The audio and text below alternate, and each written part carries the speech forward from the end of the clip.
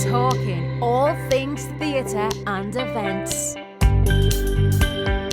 Nothing that replaces that feeling of being in a gig. We very quickly learned about the new technologies, digital technologies we've got. A really big thing that I've looked at recently is community engagement. So I come from a rural community.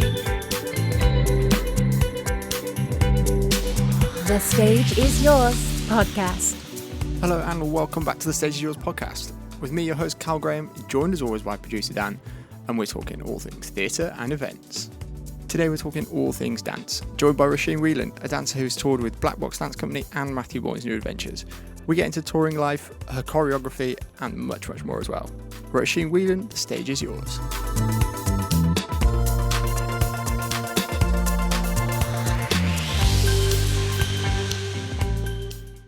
Well, joining us today, we've got Roisin Whelan. How are you?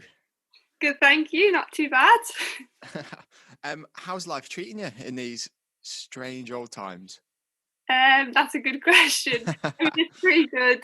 I'm actually back in Ireland, which has been a big change for me. I didn't think I'd be back in Ireland after living away for 5 years. So it's been good.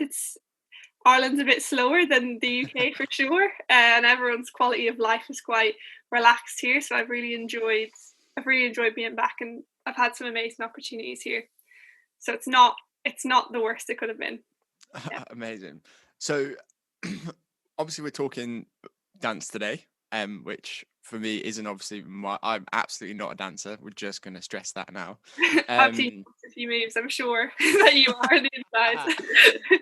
Absolutely. Maybe at 2-3 in the morning after a lot to drink, but let's put it that way. I did once make the mistake of making a joke of a dancer's warm-up and then got roped into said warm-up, and I think he died. That's all I'm going to say. Saying it didn't look that difficult when I was very young and didn't understand. And then 200, I'm sure it got changed because I was told I'm doing it, but 200 odd sit-ups later, I was absolutely dead.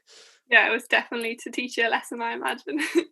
I learned very quickly and learned the hard way, but it was a good laugh at the same time. Cool. So you're a professional dancer. So I think initially for a lot of people, when they're younger, they might do dance, ballet and stuff like that. I don't know if you could kind of shed some light on how you took that from what a lot of people would see as a hobby and made it into something, well, into a career. Yeah, I mean, I had a bit of a crazy road, I think, to professional dance, which was great. I did gymnastics for a long time, and then I got an injury, and that kind of took me out of the game. But I think I realised what I loved was the dance element of gymnastics anyway, not the tricks and all of those things. So I started off there, and then, as you said, I just did as a hobby. So I did ballet, modern and jazz, and I started with like the 8-year-olds when I was 15, so I was like the tall one who like didn't know what they were doing in the room, which was great. And then so I nearly went to university. I got a place doing chemical engineering in university in Ireland, and so that was the way I was going to go, because I love maths and chemistry and all those things. But my parents are amazing, and they said, if you want to dance, you need to try it now, because someday you'll be too old, which I think is totally fair enough. So I spent a year in kind of a further education college just to see if I liked it. It was actually a teacher's training course. It's called Inchicore College Further Education, and they had a dance studies course, and I did that for a year and I loved it. And then I just auditioned abroad, and so I trained in the Northern School of Contemporary Dance in Leeds in the UK, which is in the conservatoire group. So there's like a group of schools, so like there's a conservatoire of dance and drama, and so that was the kind of group of schools that I was in. And I did 3 years there, which was a whirlwind. I loved it. I had no idea what I was doing when I went there. I had no idea what contemporary dance was, which was a big shock when I arrived. But I think it's for anyone who's like from the countryside, London was a huge thing for me, and I don't think I was ready at 17, 18. So Leeds was a really good alternative, and the school's great. So I went there. Yeah, and then after that, God, what did I do? Then I did an MA there. So I got chosen to work with Black Box Dance Company. So that's a company in Denmark. So we toured Denmark, all of Scandinavia really, and a bit of Germany as well. And that was a great experience being in a company. And then I wrote my master's while I was touring with New Adventures, which was the worst choice I could have ever made in my life. 20,000 words in. Brutal. It was, yeah, so we were actually in Sadler's Wells the day it was due, and I like submitted it 16 minutes before going on stage and was like, I'm done. Yeah, and so that was where everything started then. But I always wanted to do choreography, actually. So when I auditioned for New Adventures, I didn't audition as a dancer. So that was also an interesting thing. I auditioned to be his young associate choreographer, and I got to the final 4, I think it was, and it was myself, Ariel, Tasha Chu, who's another dancer with the company, and neither of us got the job as the choreographer or the young associate choreographer, as you can imagine. But Matthew emailed us and asked us if we'd come and audition as dancers, and then we actually me and Tash ended up playing each other in the show, so we had the same role. So it was kind of like meant to be, I think, in a way, and that's how it's all started, I think. Crazy whirlwind, and yeah. Note of advice to anyone listening: don't write your thesis and be in a touring production show at the same time. That sounds absolutely brutal. But yeah, so I think it's really cool, and like such a different way into it. And the fact that you were so close to go to do something else. I think I'm a little bit similar in that sense, that I was off on my way to go to uni to do something else, to do mechanical engineering. Wanted to design Formula One cars. That was my thing. But then literally on that walk home from my A-level results, I decided no, I didn't want to do it, and kind of very much was like, this is production and things like that, something I've always enjoyed. So again, my parents as well gave me that kind of support. 12 months, go and see what happens. And that was 10 years ago now. Yeah, exactly. I mean, you can always go back to be an engineer if you need to. Maybe, but I feel like I've got to go. I need to find a way to back to uni to go do it. I mean, I did consider it during lockdown. I very much did think of when it all kind of kicked off and there was the joyous things of go and retrain. I was like, I seriously looked at what it was and I was like, I just couldn't bring myself to do it. I was like, I can't not. I mean, I'm currently doing my first job outside of the industry since I left school, and I find it very, very weird. And it's a very different way of working. No, totally. I mean, I nearly signed up for a PhD halfway through lockdown, and my friends were like, Roisin, I think you need to think about this, because remember the stress you had when you wrote your thesis. And I was like, oh yeah, PhD is just basically thesis over 4.5 years. So I was like, maybe not. But I think it was like that fear thing. I think everyone had this thing of like, what else will I do? I know loads of dancers doing like masters in psychology and random things, which is great, but I'm also like, you don't need to, it'll come back. Yeah, I think we all just went across the industry, just kind of panicked that suddenly we had nothing. We all went from being probably very busy and things like that to absolutely nothing, and going, oh, I need to have something, I've got to have something going on. And then it's just kind of carried on. But like I said, it's a strange old time. But so it kind of brings us on a little bit into obviously currently at the moment and what's happening. You're managing to create things and getting involved in stuff at the moment. So do you feel there's been like a massive sudden change? Does the rehearsal room feel a very different place now as to say, I mean, I can't believe I'm saying this 9 months ago. Oh God. Yeah, I think it does. I think it's different now. It's really tricky. I've been really lucky in that my like choreography has taken off, and I've been really supported in Ireland, having moved back here, by so many organisations who've given me like money, space, mentorship, time. But it's really hard in the room because you're so used to being involved, and oftentimes I work with smaller groups of people when I create, and a lot of the time I'm really lucky that my other half is also a dancer, so he's very useful in a room because we obviously live together. So it's like such an easy thing. I can show things, I can give examples of what I want with someone else, but there used to be this thing of like going up and moving someone and being like, no, this is what I want, this is how I want it to look. And now there's like trying to use your words as a dancer and as a choreographer, it's just not for me. I'm like, I just want it to look like woo, like making all these stupid noises or be like kind of like this.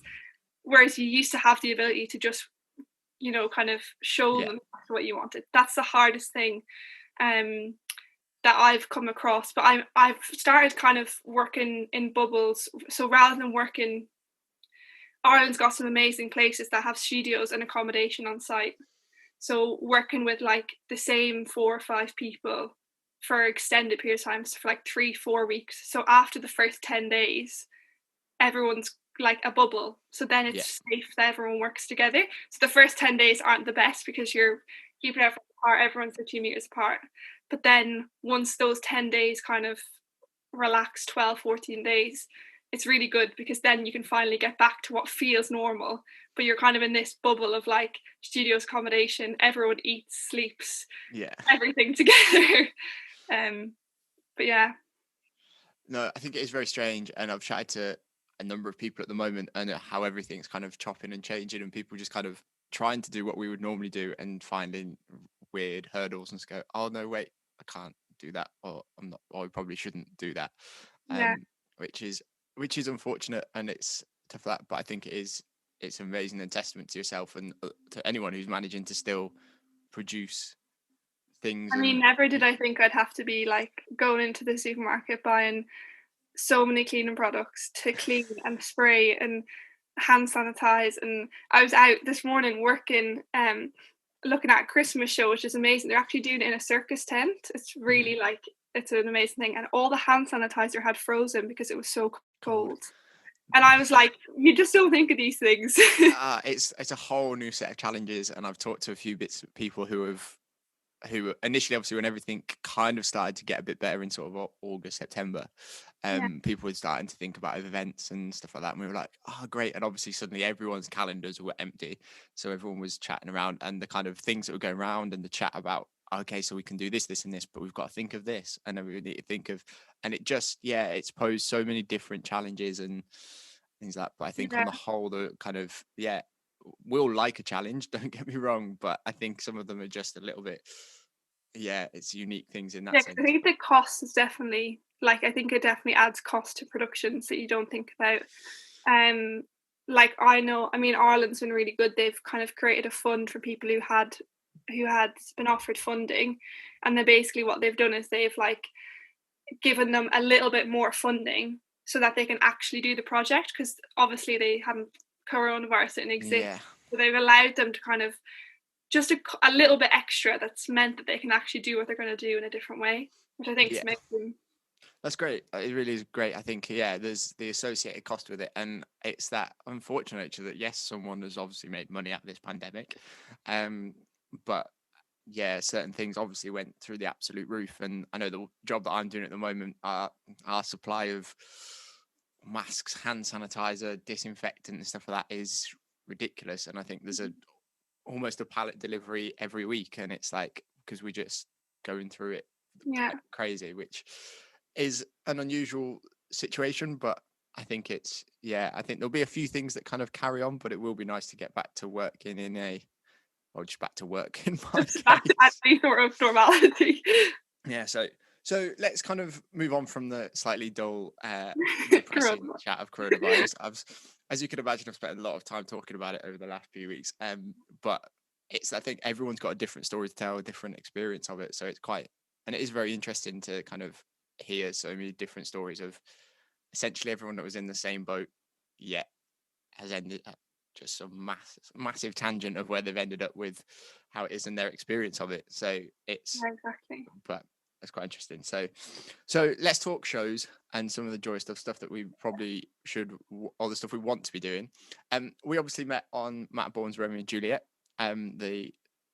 Whilst you were also writing your thesis, which you didn't actually know at the time. So you just saw that and I'm like, okay, so now knowing what was going on during that talk and you were writing a thesis, I'm like, okay, because that show had its unique challenges. I think there were some bits of it that actually it's potentially made it slightly more difficult than a straightforward show, but what it eventually ended up being was something quite amazing. For sure. What I'm kind of getting at there is the fact that it was essentially double cast. Yeah. So for you guys, I think that proved quite a challenge because it worked that you were essentially a week ahead of where the tour was on the show, rehearsing with a different group of dancers. Yeah, and like it was always a funny one not knowing what had happened the week before or the week after, because obviously you go to a new city and you're like in like Norwich with the young cast trying to teach them the show, and then the production crew comes back and they're like, all these things happened and like they've had a great week in Birmingham Hippodrome, and you're like, God, this is such a strange. I imagine for you guys as well, like you had two totally different casts of people that you were hopping between. Did you have a favorite? I'd love to know. My favorite. I think we did. There was the discussion, like, if you could have like your dream cast, like who would it be? Because obviously, like you said, as much as the show was from an audience point of view 99% the same, obviously there's always slight differences, but was identical. Backstage, it was always quite interesting how we had like little things that, because you guys all do things slightly differently, you do things in a different order, so it was just always that. And it was kind of, as the cast changes and stuff are happening, we're like, okay, so it's Sarah and Andy tonight as Romeo and Juliet, and you're like, okay, fine, they do things like this, do that. Or if it's like Didi Didi in Paris and things like that, you just kind of know where it is, and it's kind of like, yeah, fine. And even just where to stand, where not to be, it was always quite interesting. And then kind of trying to help the young cast, like you said, of doing that, like, it's gonna, or don't stand there. Yeah, I mean, they were a great challenge. We had a few moments where I like really think New Adventures did an amazing job of bringing 100 young people into that show, because they did nearly everything with us and they learned it in such a short space of time. We did have some funny moments where they'd like shut the doors of the stage at the wrong time. You'd run a bed into the door, just like stuff that happened. It happens to everyone. But yeah, I really like thought they did an amazing job for what they had to do. Yeah, absolutely. I think it was an amazing challenge that New Adventures set themselves, and to still keep it at that level. Like I said, it was very weird for us because we would just jump week to week of bouncing around of doing it in each kind of city, and it was we would lose track of which cast it was, to be honest. We would just go, yeah, fine, and it would just be and then towards the end with the kind of people, obviously because Swan Lake went out to Asia at the time, so some people joined up with that to go out there. So there were lots of cast changes and stuff at the end. I think, did you not join up with someone joined up with the other cast and really confused us because they turned up at the theatre and we're like, you're not here this week? Yeah. Yeah, we had a few, I think, because our swing got injured, so we ended up not having a female swing at the time. So I did the swing role in my cast, but then oftentimes if there was like no one to swing because there was two people out, we'd call someone from like the north to come the whole way down to the south to do their role, stuff like that. Yeah, it jumped around a lot, but it was a really fun show to do. And I think and even the guys I was talking with, and Erin especially, like, we were like, if the chance comes around to do it again, we absolutely would, because I mean, I have to say my favorite thing has to be I like sat on the cans at the desk where Duncan would read the book, and it's just amazing. Like, the backstage is like, but it's so much more fun than on stage, because the stuff that goes on and what you see I loved it. I thought that was like so much fun, also because you can all talk to each other, right? So it's so, like, we can't say anything, but it's great to hear you all chat about what's going on and all these things. Because that was in Nottingham, wasn't it? So it was quite late on in the tour, by which point we're all fairly relaxed in what's going on and what's happening. So, and there's only kind of the real pinch point important moments where the cans just goes down to that. So we're generally, there's lots of chat going on.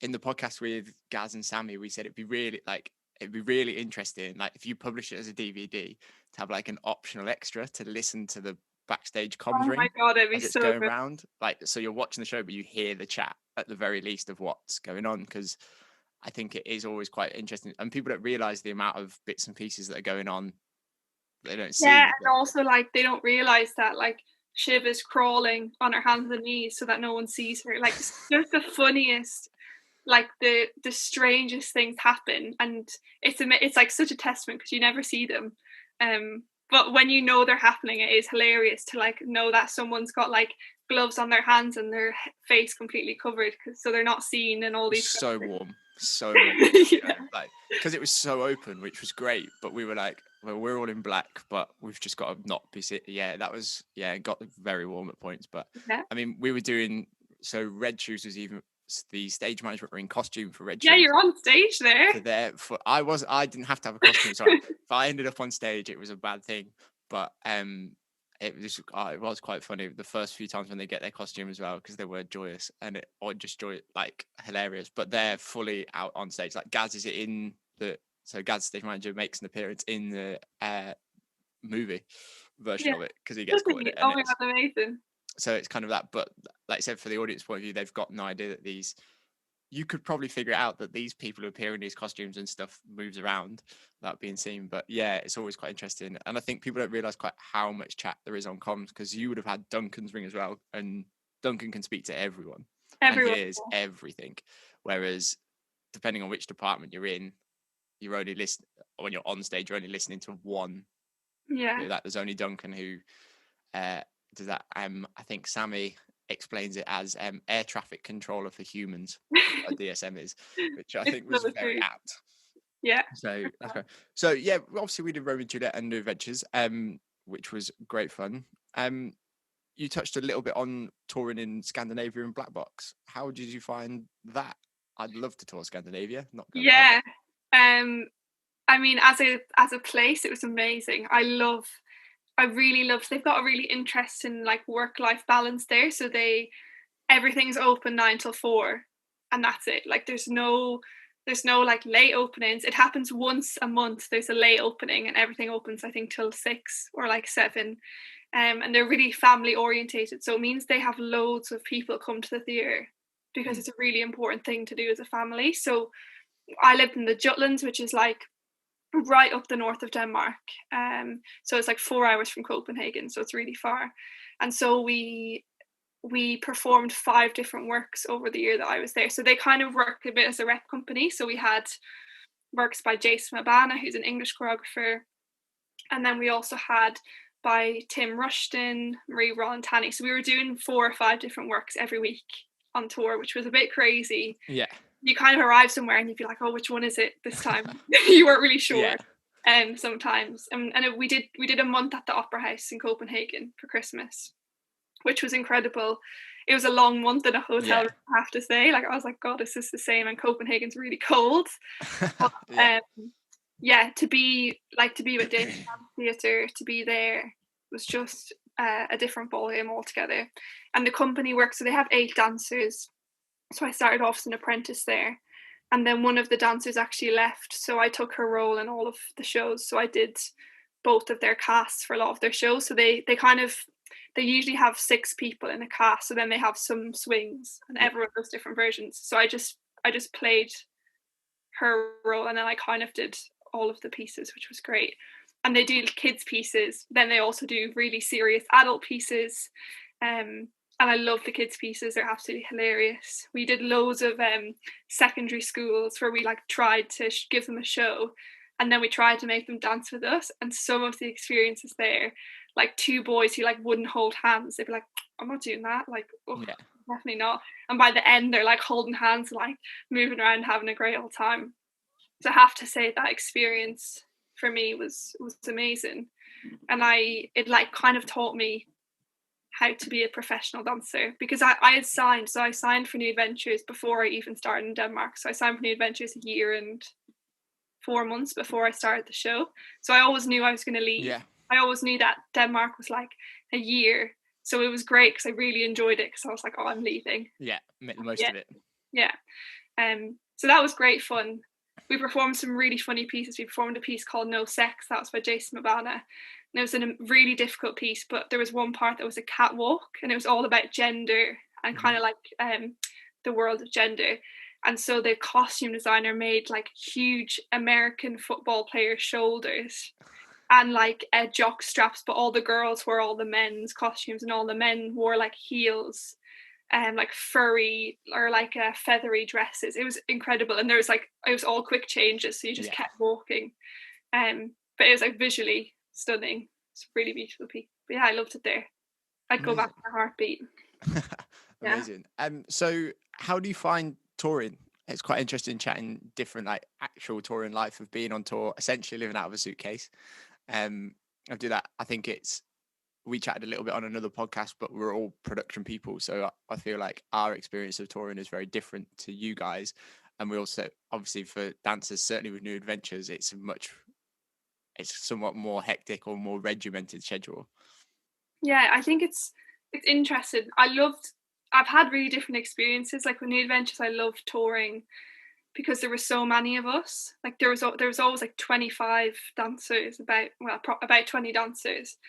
Whereas when you tour with 8 people, you also live with those 8 people. So I had a great experience in Black Box, but often at times you were trying to get away. You were like, oh, I just want to go for a walk on my own and like have a coffee in Germany on my own. Whereas in New Adventures, because there were so many of us, we often would go for lunch with a few of us and then something else. So we had that like ability to kind of spread out a little bit more. I definitely think you should, before you become a dancer, think if you want to live in a hotel for 10 months of the year, because it seems great and then it's really not when you realize you like can only make a cup of tea. The novelty wears off very quickly. The novelty definitely wears off of a nice hotel. But yeah, I'm a big fan of touring. I think as well it's really cool to see different venues. So like I suppose for you guys, like the old-fashioned venues that have like the proscenium arches and like the mechanical backstage rather than electronic. Like I can imagine it's awful for electrics. It is a big. I think that's our biggest challenge touring for production wise is the differences between each theatre. I mean, you said on Romeo and Juliet, we went from Birmingham Hippodrome, one of the biggest stages in the country, to Norwich, where it's absolutely tiny. And for you guys who do kind of every other week, it wasn't as bad because it kind of did that. But for us who jumped from having all this space one week to very little the next, we go, okay, it's a challenge. And yeah, places like Sadler's Wells are amazing, don't get me wrong. Yeah, absolutely love it. And they've got technology to the hilt that makes your life so much easier.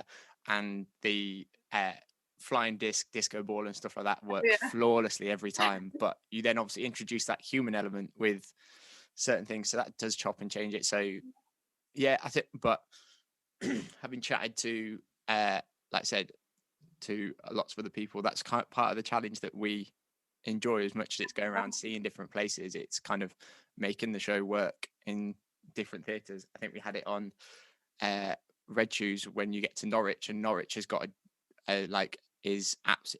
was very tight and was a real squeeze for Red Shoes, and because there's no real way to adjust the size of that set with obviously the automated prosthetic, so it was a bit of a squeeze. It was a bit of a squeeze when we got to Sadler's to start with until we figured it out, but then we were in Sadler's Wells for 2 months, so by the end of it we knew what was going on. So yeah, I think that's for us part of the challenge that we love about touring.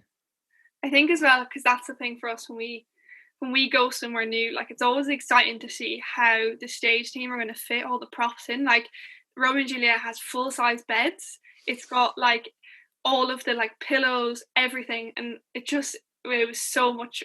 Well, it was funny to see how you managed to get everything to like Tetris together backstage, and then all of a sudden like everything will be taken down in 10 seconds, ready to go.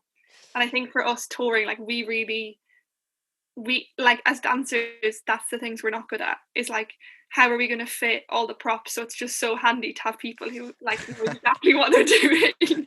I think, like I said, I think it was always quite interesting, but like I said, we would kind of, and we get to the point towards the end of the tour that we knew how casts wanted to work and where they wanted certain things, so we could figure it out. Obviously some venues we had no option, there's only one way it was going to work, but like in comparison, Romeo and Juliet is quite a small show in terms of what it's like. Obviously it's a static set, which is quite nice in some ways, but it had lots of little props, and those beds, it was always fun. And being on a rake was quite interesting. We had a few like where the brakes didn't go on and the bed started to roll. And you just like, you're like, you put the brake on, it doesn't stick, and you're like, well, this is the end of this scene. Like, that you're never going to make I'm off to visit the orchestra.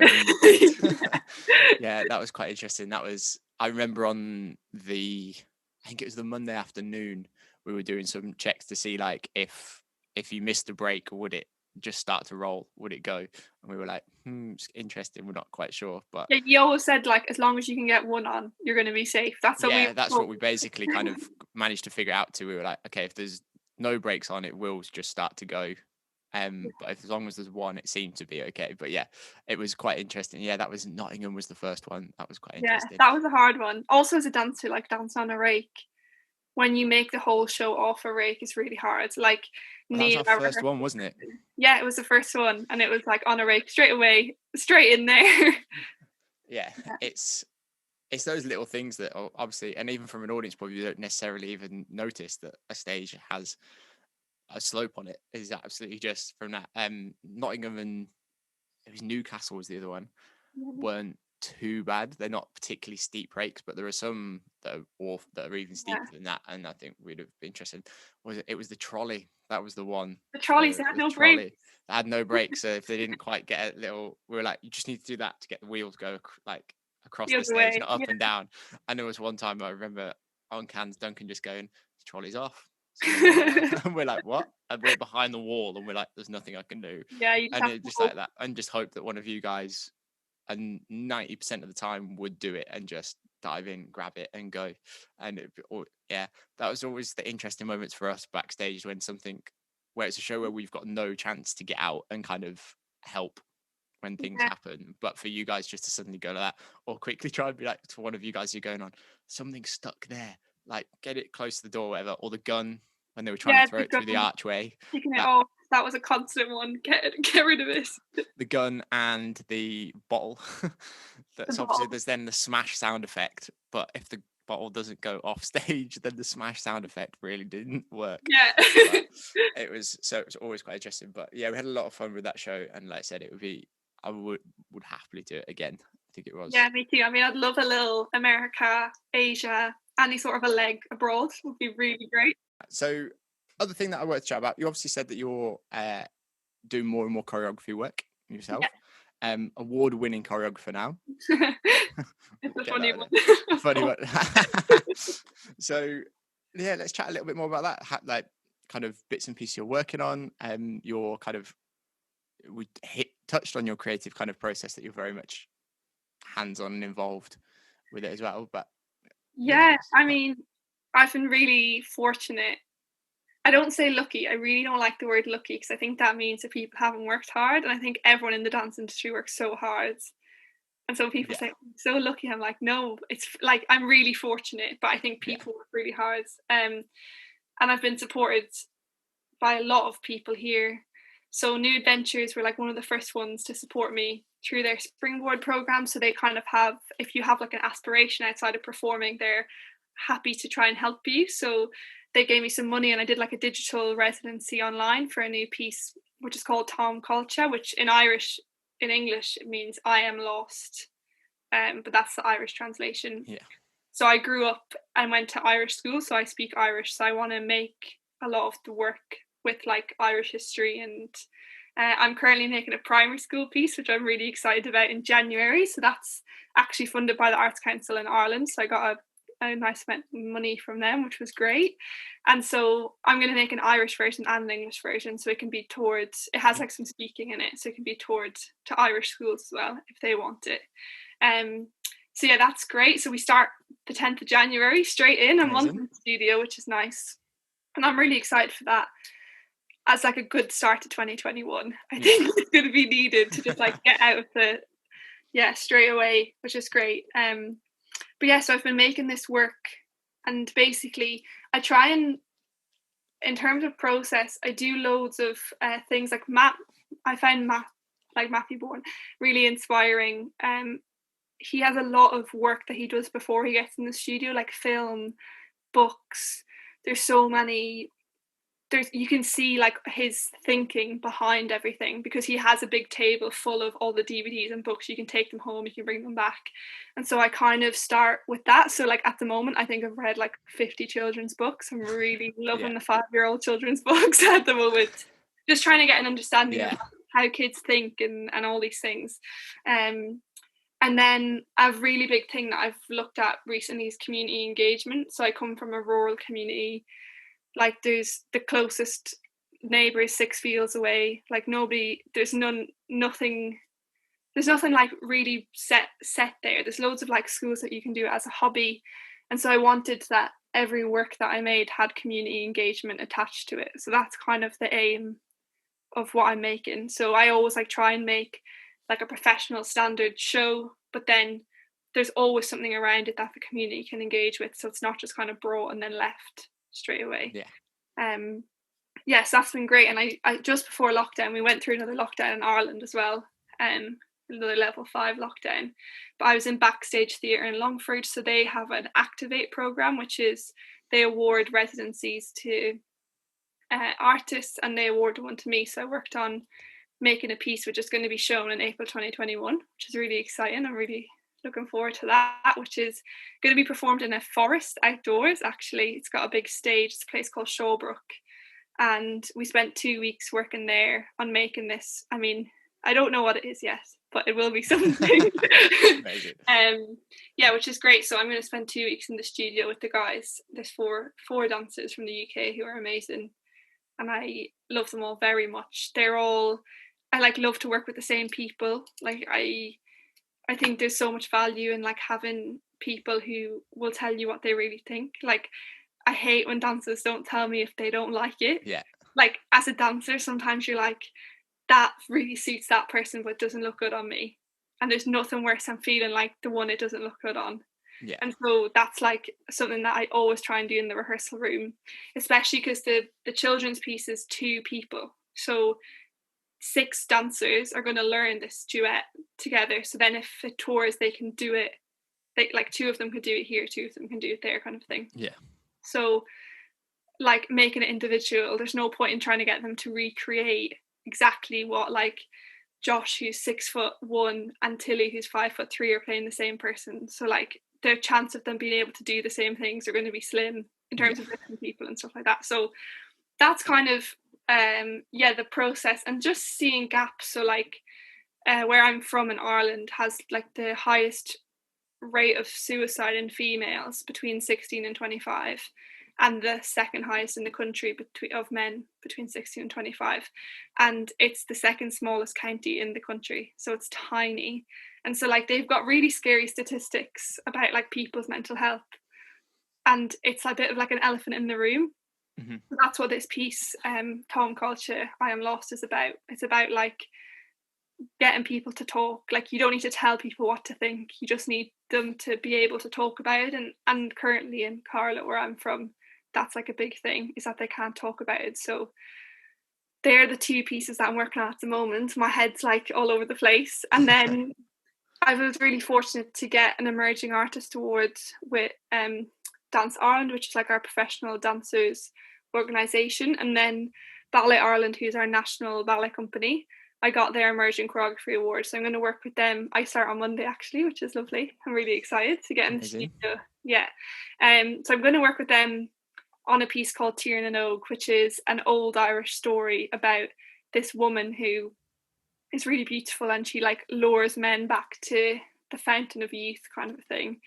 But I'm going to set it in the future and set it in kind of like this. I'm going to set it in like the land of the youth of today. So for example, like the world will probably like be burning, half it'll be underwater. So it'll be like these young people under kind of living in this world that's not this kind of land of youth, but that's been like totally destroyed. So that's what I'm working on with them.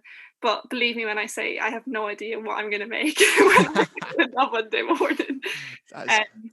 But yeah, I'll be working with them for the whole of next year, on and off. And they've been amazing. They're helping me like with all my Arts Council funding, reading everything, mentorship.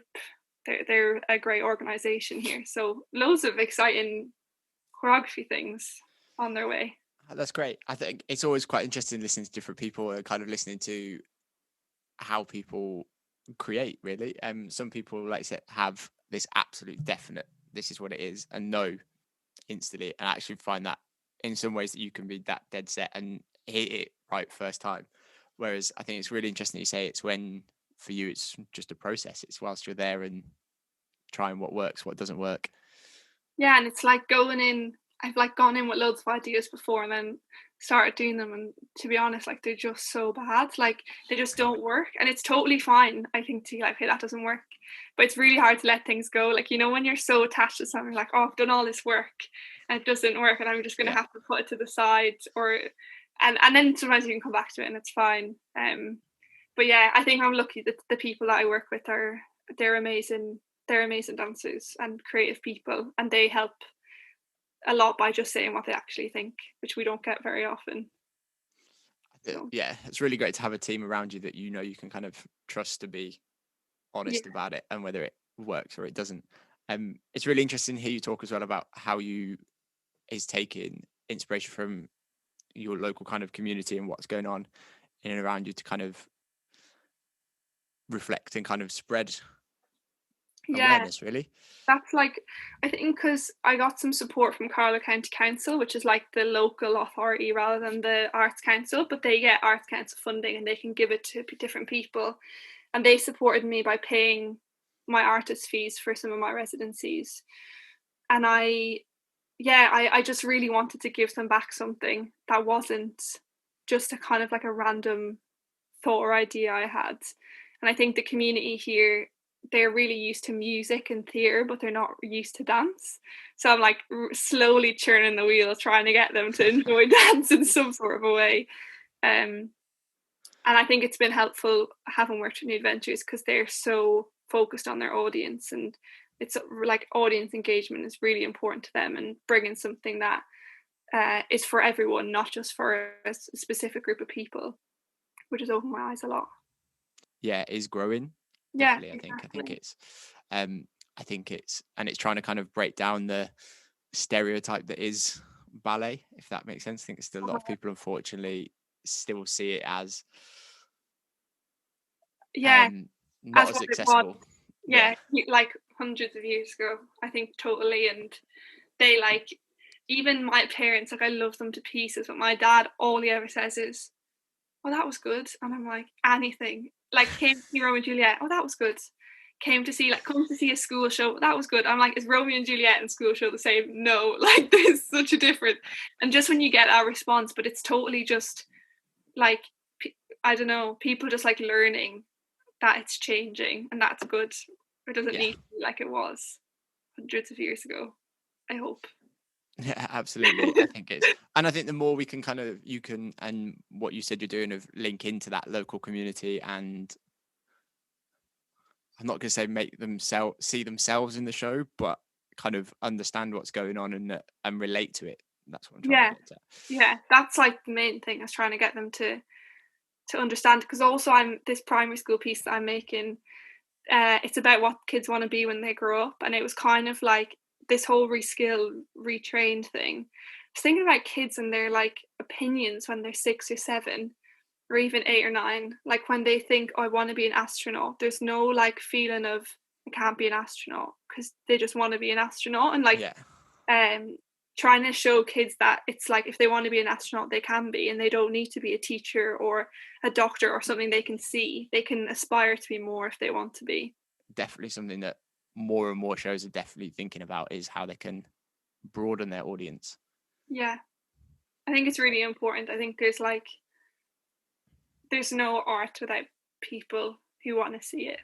And Yeah, so in a way you don't make it like I'm going to make it for this person, but you make it so it's accessible. And I think people have realized that now, because they can't make shows in huge theaters, but they can make something that's like outdoors because they can perform outdoors, and they can give it to schools because schools can have their kids outside watching it. And so it's kind of like shifted the whole thing on its head of like people making work, which I think is not a bad thing. no, I think it's finding new ways to work, and again, having talked to lots of people recently, I think it's how lots of people have adapted and kind of what they offer, where they offer. I was talking to a children's theatre company who are based in London, and they were saying their kind of online offering, suddenly they're getting messages from like Italy and from like Europe and stuff of people that have now seen it and been like, oh, where can I see more of this and this and this? And they're going, oh, well, we've not got all of like their previous shows, nothing's digitized. They can't then show them out Yeah, afterwards. So they're saying actually they're suddenly what they're doing is massively broadened their reach and what exactly. they're able to achieve. So I think it is great that despite everything that's gone on, there are positives out there to take from it that actually we might be able to. Yeah, and I mean, I don't know about England, but the Arts Council in Ireland has gotten loads more money, so they're like ready to go next year with a bang. So that's also great.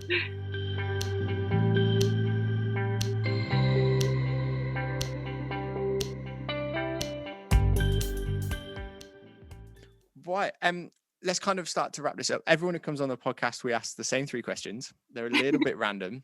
Yeah. But it is quite interesting hearing everyone's answers, because it is, and they vary quite massively, but they're seeming to be a little bit trickier than I thought they were going to be, but that's grand. So first one is, if you had a dream show that you could work on, or that you could produce or create, what would that be? That's a good question. I actually thought about this loads. I don't even know. I think there's 2 different ones. So as a performer, like for me, I always wanted to work with New Adventures. So that like I've already like been very fortunate to take a dream off that list. I would love to do Carman. It's like a sexy, like amazing. Just that show is just like incredible. I would love to do that show just for the dance element. For what They've you announced like. it now, so I can talk I about mean, it. It's going yeah, to the Royal Albert exactly. Hall. Yeah, exactly. It's going to be in the Royal Albert Hall. I would love to do a show like that. I don't. That's going to be something to see, because I can remember thinking, hearing rumors about it and going, that's going to be one to make it work is going to be one hell of a thing to do it in the Royal Albert Hall. So yeah, At that round, it's going to be hard, but I think they're going to do Yeah. an amazing show, and the choreography is really cool in that show. So I'd love to perform in that show. As a choreographer, I would love to make something really big. That's all I was like, what do I want to make? And I was like, just something with loads of people. So like loads of like 40 dancers, like something like a bit crazy that would probably never happen, but something big on like a huge stage. I don't know, I just have this like this want to make something massive. Yeah. That's all. I'm not really sure what I'd want to make. No, Figure out. that's fine. That's actually fine. I think it's always quite interesting, and it's very interesting hearing people when they talk about where they want to get to. And for some people, it's they want to get to a certain venue. And for others, it's I want to work with this particular artist. Or for some people, it is this show, and that's what I work with. So it's always quite interesting to kind of chat through that. So our second one, this one is probably the little bit most random, but what's your go-to post-show snack? Like, what's that one thing that after a show you go, that's what I'm going for? Like, so it all stems from the fact that there's always Mao in my toolbox, always. So everyone's like, oh, okay, which is fine, which is great on a get out as well. But there's always that little sugar boost in my toolbox. 2 things. So it depends where we are. Sadler's Wells, there's a really nice restaurant called Banana Tree, which is just around the corner. And like I can't deny that I went there too many times while we were in Sadler's for a month. Like lunch, dinner, after the show. In Sadler's, it's like it calls you, you know? It's like it already has the food ready for you at lunch. Well, that's because there's not a huge amount around initially there, unless you go up into Angel, but it's right on the doorstep. So Banana Tree is very good. So for me, that's like in Sadler's, that's somewhere I love to go. And then straight after a show, I'm not gonna lie, I love a can of Coke, like something with a bit of a boost. When I wrote my masters, I got up really early every morning before we started, and I used to always, which is terrible, have a can of Coke just to like get me started for the day. And it's like it's really continued, which is not good for you, but a can of Coke is always good. Amazing. That's grand. Actually, someone else I've chatted to said the exact same thing. After a show, that sugar boost is a sugar boost. For him, it was an ice cold can of Dr. Pepper. I was like, also it's funny because sometimes the fans leave you things, or like when we were doing Romeo and Juliet, one of the fans from Japan, I think it was, had like chocolates with the show's picture printed on the chocolate. Like there are some absolutely hard New Adventure fans, things that you'd be like, oh, this is great, or signing a program and then realizing it's the same person that's come 5 nights in a row and you're still signing the programs. I'm like, why am I signing it again? What was it? It was in Plymouth. There was someone who came around and was getting everyone, and I mean everyone, including us, to sign a program. We're like, I'm literally just a name in the program. I'm like, there's no headshot or anything in it. But for some people, it's a massive thing. And this person was there getting, no one left stage door without signing that program. And you're like, so it was crazy. So that, I think they probably are the only person with a program that is signed by the entire company of Red Shoes, because they got everyone. I was like, that's quite impressive that you've been here for that. Because we left at like 11 because we'd had a few things to tweak after the show. So they'd been there for like a good hour or so. They love it though. They just like, and I think it's really like, it's a really nice feeling to like know that people love the shows that much as a dancer, to know that people like are following you on stage. Like I didn't play a main role, so I like didn't have like, you know, my name, like everything in the program, but I didn't play Juliet or any of the main roles. There's not really a big female role after Juliet in Romeo and Juliet, but they still love you. They're still like so interested in you and what you're going to do and this kind of stuff. So Yeah. So, and our final question, what's the one piece of advice that you wish you'd known when you first started out? That one thing that that you know now that you'd have gone, if I'd have known that when I was 17, 18, my life probably would have been a lot easier.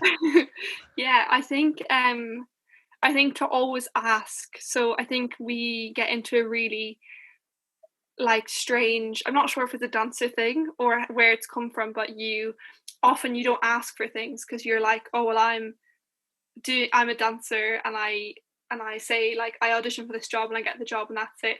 But like if you want to work for someone, just email them and ask them, because all they'll say is no, and they'll never say no. They'll say, oh, send me like your CV and your show reel, or like are you in a show? I'll come and see it, because I'm in Birmingham and you're in Birmingham Hippodrome.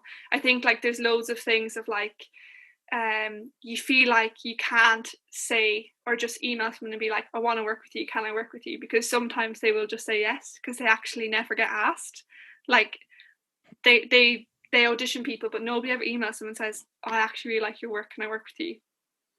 That's my advice. Yeah. Love that piece of advice. I think it's a really nice note to end our podcast on. It's been an absolute pleasure catching up and chatting to you. Thanks for having me. Great. And best of luck with everything you've got going on. Thanks. Hopefully it goes well. Thank you for listening to the Stage Is Yours podcast. Want to know more? Then head over to all of our socials. You can find us at Stage Is Yours Pod, where you can catch a cheeky glimpse at some of our upcoming guests, and subscribe to our YouTube channel to make sure that you never miss an episode. This has been the Stage Is Yours podcast, talking all things theatre and events. Until next time.